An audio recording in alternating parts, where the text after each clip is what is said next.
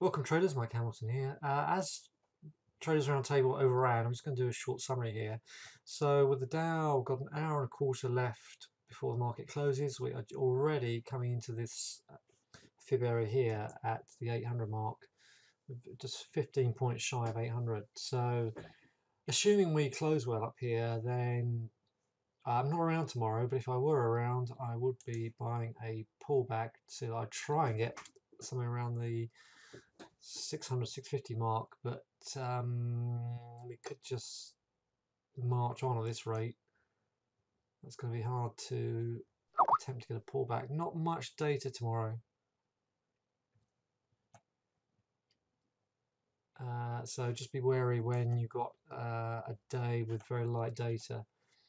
And of course, then we start to get towards. So what have we got? We've got the US trade balance. Then of course tonight, by the time you get to your desk tomorrow, we've had the Aussie rate decision. US trade balance tomorrow. Then not a lot. Dry speaking at 6. Then we've got Bank of Japan monetary statement by the time you get to your desks on Wednesday. Press conference at some stage. Manufacturing for the pound looking good. Expected to be good, I should say. And next to nothing for the US on Wednesday, but then on Thursday, UK rates and FOMC minutes. So I think Thursday could be very choppy. All right, so market's doing okay. Go straight to the commodities. Gold is holding up. If you want to play gold, I would wait for a pullback until Thursday's high, 11.20. But oil's had a good day as well. This looks as if we could stretch our legs up to 50 now. Not a particularly decisive move to the upside, but strong enough to suggest we could just wangle our way back up to 50 if you buy a pullback to 46 tomorrow.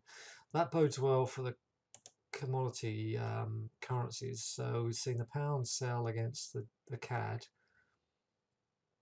Again, that's already had quite a charge to the downside, so we're a little late into that one. And the pound Aussie that's not quite as drastic. So a pullback to 450, 500 could be a short on that one. Yeah, I think that's if you want to engage in this market, then I would suggest that level. Euro, in the meantime, is pretty flat. Potential reversal bar under the 50 EMA there. I mean, certainly seeing some follow through from Friday. We've not actually broken right back down to the big push that we saw on Friday. So 160, marginally off it. I think we'll retest these lows, 111. At which point, so 80 points lower, I suspect we're going to see. At which point we are going to see potentially where the market wants to take it. This is why I haven't touched the Euro US dollar, because in the weekly it's just in this pattern, which is proving to be it's given some moves, given some good moves, but few and far between. You have to pick your time with data for that one. Euro yen, marginally higher close. Okay, so let's look at the DAX as well. DAX is looking good. So Hammerlight bar on Friday, push up here into resistance. We're very close to resistance there. 10,000 looks on the cards for that one. So if we see if we pull back to, we've got to pull back to 97, 97.50. That's a potential for that one. If we look at the stocks, the oil stocks, had three. They've already reacted quite well to that. If you get a gap fill on VLO at 63.30. We got the start of the earnings season on Thursday with Alcoa in the US, so be patient. Let's just see if we can get a gap fill on that one. The reason why I suggest this one is because this one held up at a time when oil was already selling quite hard.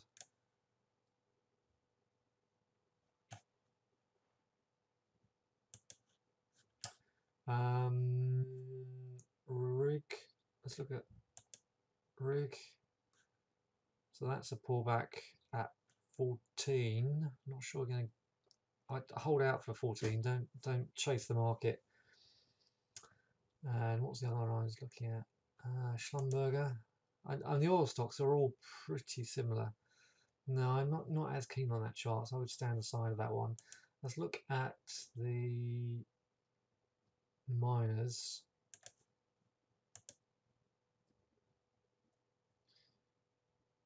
Okay, so we're not seeing much of a reaction on the Vedanta in the UK and Fresnillo. Okay, Fresnillo is much better. So if you see 62 on Fresnillo, that is a potential for a move. Let's look at Glencore. A lot of talk about Glencore in the room, so let's just see what that one's doing. That's had a good day.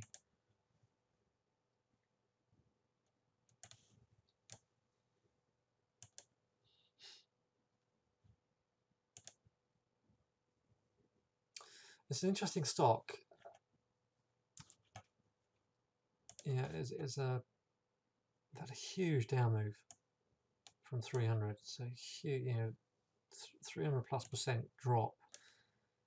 Starts to put in the first blue bar. It's caught the imagination of a lot of bargain hunters, and today we've even gapped up to 110. So if we see a gap fill to 95. Is it 95? What's the gap? Hang on. Yeah, 95 roughly. You might want to buy a small position and see if you can capture some further upside on that one. Where do I think that's going? I would think we've got potentially 120, 125 in it. It's already had quite a jump, but don't forget it has been on a clear downtrend. So be careful. All right. So like I said, I'm not around tomorrow. Back on Wednesday for Scalper Schools. All ready for Scalper Schools. I'm really looking forward to that. Very practical course, looking at data moves as well as just everyday scalping. 3 places left. So if you're interested, give me a shout quickly and we'll get you booked in. All right, thank you very much and see you on Wednesday.